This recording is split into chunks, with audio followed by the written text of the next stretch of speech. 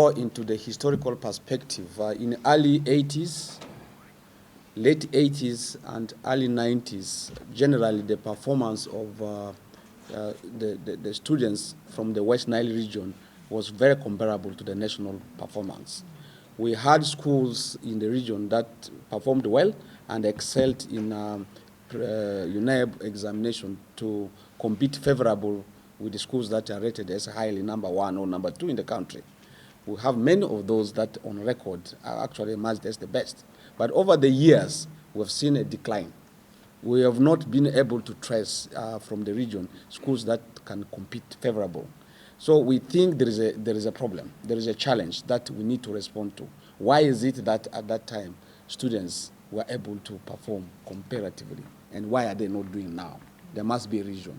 And yet, these students, when you give them a very good placement in Kampala, they also excel very well. So that means there is something fundamental in the region that needs to be addressed. It could be with the teaching, it could be with the material, it could be with the attitude, it could be with the facilities. So one of the objectives of the foundation, the West Nile Education Trust Fund, is actually to look deeper and do a research and understand the background to this with the view of responding appropriately. So we hope eventually we'll be able to improve the quality of education in the region to an extent that we do not have to ferry our learners from West Nile to come and study here.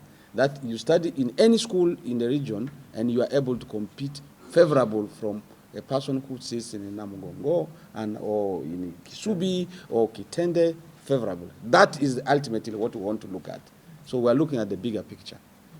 And that's why